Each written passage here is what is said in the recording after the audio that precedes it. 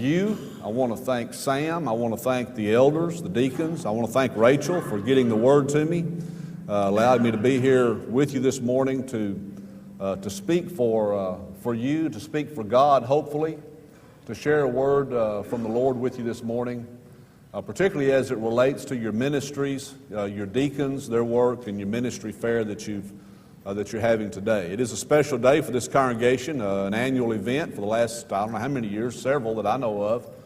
And it's a good, I think it's a really good thing. As I mentioned in our class time this morning, three things take place here regarding the ministry fair. Number one, that is that there is communication. There must be adequate communication among the membership, between the members and the elders and the deacons, the members and the deacons, and so forth, in a congregation, particularly one of this size, so that the work can be done well, and it can be done to the glory of God. If adequate and proper communication doesn't exist, then things happen and things go badly at times. And so this is a way to communicate. It's a way for the elders to provide an opportunity for the deacons to be able to communicate what they're involved in with their ministries. It also gives you an opportunity to get more information, to visit with each of the deacons, look at what's going on in each of those ministries, and be informed. I think an informed congregation is a much more healthy congregation. And then also participation. The deacons don't do these works on their own. They try to recruit others. They want your help. And everybody has an opportunity to help. And you might say, well, I just don't have any ability. I don't have any talent. You have a talent. We just hadn't figured out what it is yet. And once we figure out what it is, then it can be used to the glory of God. You may be of an age or a physical condition where you can't do a whole lot physically. Well, the best thing that a person in that situation can do is to be involved in prayer for what's going on. Prayer turns the work over to God. It puts God in control. It keeps God in control. And you might think, well, all I can do is pray. Brothers and sisters, that may be the best thing you can do, is pray. And pray for others to do the physical work, the manual labor, the hands-on things. So that's what this ministry fair, as I see it, is all about. I think it's a great idea. I think it's a great opportunity for the congregation to publicize, advertise, promote the works that they're involved in, to inform the congregation what's going on, and for you to get involved in those works. And so I hope that through the efforts that are put forth today, that more people will get more involved in those things. One of those works, of course, is the prison ministry, with which I am involved very, very heavily. James Horn is the deacon in charge of that, or over that. He and I sort of partner in that. I have a friend and co-worker with me here this morning. I invited him to come. Chuck Owens and his wife Jeannie, they live in Malakoff, and Chuck helps me with a substance abuse class at the Beto unit on Thursday mornings. He has helped me at the Pallage unit as well in the past and got started over there. And he's a tremendous help, a great encourager, and I'm glad to have him here with me to kind of support me and help me in that as well. I'm still looking for my chaplain. Jimmy Martin, are you here anywhere? Okay, well, he's not here. But anyway, maybe he'll be here this evening. I told him I was going to be speaking tonight at the 6 o'clock hour, primarily about the prison ministry specifically. I invite you to come back for that. I hope you're interested in that work. It's a tremendous work. It's a very exciting work. And if you're not familiar with it at all, I hope that you'll come back at least and get a little taste of what we're involved in and what we're doing. And I appreciate the congregation here for their tremendous and generous support for that work. We're very thankful to have you helping us with this financially. It means so much to us, and I hope that we can continue to work together in that regard in the years ahead. But tonight we'll be talking more about the prison ministry itself. There is work for everyone to do, and everyone has something they can do. And I hope as the day goes on, you will consider very carefully what work you can do in whatever area of ministry that seems to be most appropriate and most beneficial and fitting for your particular talents and your abilities. If you would open your Bibles, if you have one, to 1 Kings chapter 19. We're going to get back into talking about Elijah this morning. I know Sam had a lesson regarding this a couple of weeks back, and to kind of help set the stage for this ministry fair that's coming up.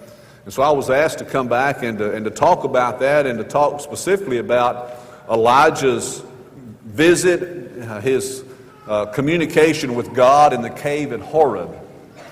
I want to begin with reading the passage, verses 9 through 13, or rather 9 through 14 of 1 Kings chapter 19.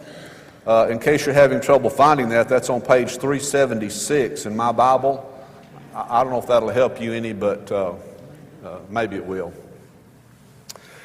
He, Elijah, came hither unto the cave and lodged there. And behold, the word of the Lord, Jehovah, came to him, and he said unto him, What doest thou here, Elijah? I'm reading from the ASV, which reads a whole lot like the King James. So it maybe has that old English style to it. What doest thou here, Elijah? And he said, I have been very zealous for the Lord, for Jehovah, the God of hosts, for the children of Israel have forsaken thy covenant. They've thrown down thine altars. They've slain thy prophets with the sword. And I, even I only, am left. And they seek my life to take it away. And he said, Go forth and stand upon the mount before Jehovah. And behold, Jehovah passed by. And a great and strong wind rent the mountains and brake in pieces the rocks before Jehovah. But Jehovah was not in the wind. After the wind, an earthquake, but Jehovah was not in the earthquake. And after the earthquake, a fire, but Jehovah was not in the fire. And after the fire, a still, small voice. And it was so when Elijah heard it that he wrapped his face in his mantle, and he went out, and he stood in the entrance of the cave. And behold, there came a voice unto him, and it said, What doest thou here, Elijah? And he said, I have been very zealous for Jehovah, the God of hosts. For the children of Israel have forsaken thy covenant and thrown down thine altars. They've slain thy prophets with the sword. And I, even I only, am left. And they seek my life to take it away. Following that, God gives Elijah some instructions. And we'll talk about those instructions and what that meant for him in just a few moments. Let me back up a chapter or so and review some of the background of this event at Horeb. If you would, picture in your mind a map of the Mediterranean area, a map of Palestine, a map of the biblical world. And if you recall in that map, you remember the Dead Sea was in the southern part of Palestine, and above that, several miles, was the Sea of Galilee. And due west of the Sea of Galilee, along the coast, the eastern coast of the Mediterranean Sea, there's a little piece of land that juts out. It looks like a comma sits up there, just kind of out by itself. That's where Mount Carmel was. And that's where Elijah met the prophets of Baal in 1 Kings chapter 18. Now you read in that section that Ahab is the king, Jezebel is the queen. She was from the Sidonians, and she was very, very wicked, and Ahab was very, very wicked. And they had began to follow Baal, the false god. And we're told there were 450 prophets of Baal that met with Elijah upon Mount Carmel. I don't know if you've ever noticed that, but if you read that passage closely, and if you look down about verse 19, not only were there the 450 prophets of Baal, but there were also 400 other prophets of Asherah. Asherah was effectively Baal's mother in the mythology there. Baal's father was El, interestingly enough, the same name that we use for God. El, the Jews had for God. El Ohim, El Shaddai, etc. But their false god was also named El, and he and Asherah were married, and Asherah's son, or their son, was Baal. The worship of Asherah consisted of setting up wooden poles. And so if you have a King James translation, instead of Asherah, you might have the word groves, like a grove of trees. And so these trees became the poles from which, around which this worship took place. Think about the Native Americans and their totem poles, the Indians and their totem poles. Well, that's a similar thing, I think, here. And so there was the 450 prophets of Baal plus the 400 prophets of Asherah that ate at Jezebel's table. Well, so when Elijah had this contest with all of these prophets on Mount Carmel, there may have been a whole 850 prophets there involved in this whole ordeal. And if you'll recall, Elijah set up he set up an altar, and he put wood on the altar, and then he put meat on the altar, a bullock or ox or whatever it was, and then he doused it with water. And then he called upon God, and God immediately struck it with fire and destroyed it. Just consumed the whole thing, lapped up all the water and everything. And so the people realized then that God was the one true and living God. And so Elijah commanded people that were there to take the prophets, all the prophets, I think not just the 450, but the other 400 as well, and to take them and have them all executed. Of course, Jezebel didn't like this. Jezebel got upset, and so she put out threats to take Elijah's life. In the meantime, before that actually happened though, if you recall, there had been about 3.5 years of drought, no rain at all, because Elijah had said it wouldn't rain.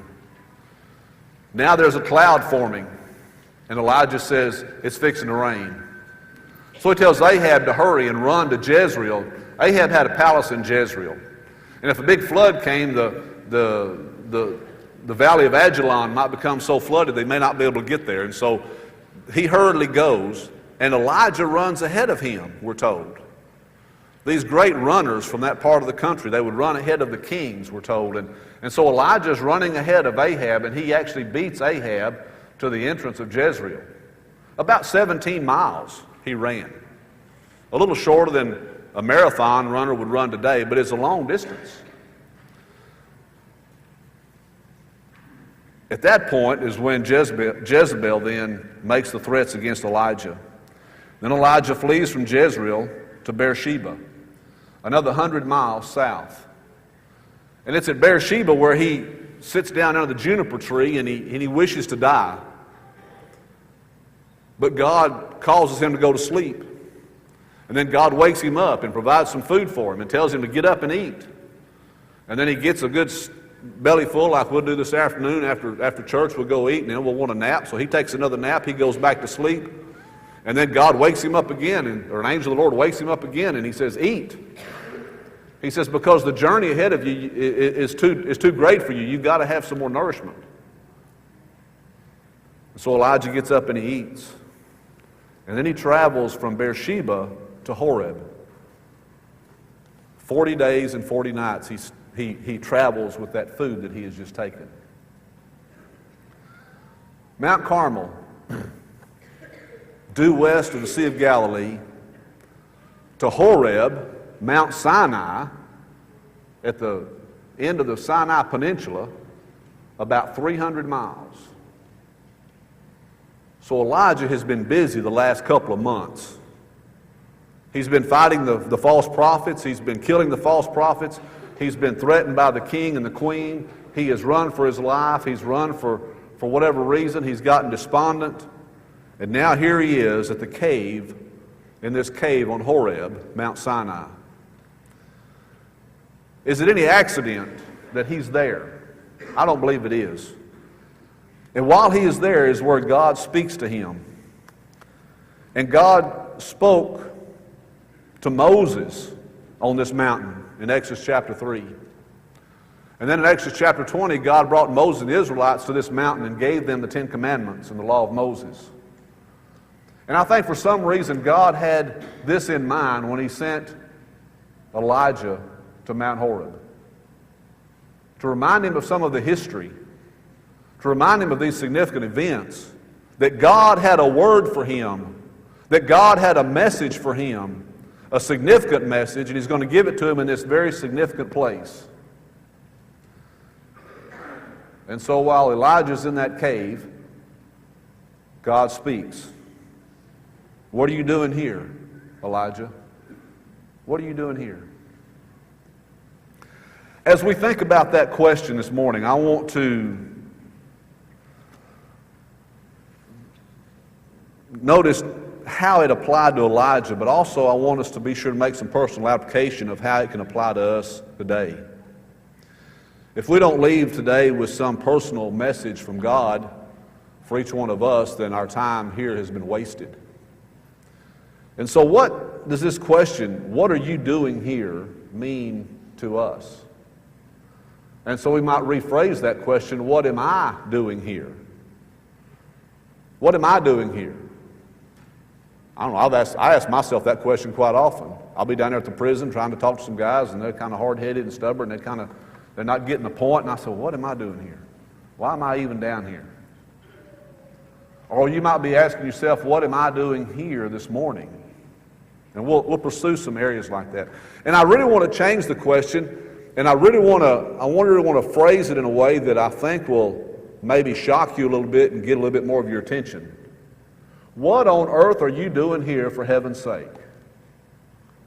Now, we may not normally talk like that as Christians, but I think if you look at that from a very serious standpoint, that's what we're asking. What on earth, here on earth, are you doing, am I doing here for the sake of heaven, for the glory of God, for the benefit of Christ and His kingdom? What are we doing here? And that's the point that I think God is trying to make with Elijah. What are you doing here? What are you doing here in this cave? First thing I want to notice this morning from this standpoint is that Elijah was a long way from home. We've already said that from Mount Carmel to where he was at the far end of the Sinai Peninsula was about 300 miles. He was not only 300 miles from Mount Carmel, but he was 150 miles or so outside of the borders of Israel. Beersheba, where he had stopped at one point, was not too far from Kadesh Barnea, which was the border, which was where the tribes had camped before they went into the Promised Land. That was outside the land of Canaan. And so, where is Elijah? He is some 150 miles outside of the country. He's away from Jezebel. He doesn't have to worry about her now. But what's he doing? He's in that cave wondering, what has God got in store for me? You know, he first ran to escape the rain at Jezreel. Then he ran to escape Jezebel and her threats. And then he just got despondent and he just kept on running. He just kept on going. He didn't know what God wanted him to do. All of Israel had turned away from God. They had killed all the other prophets.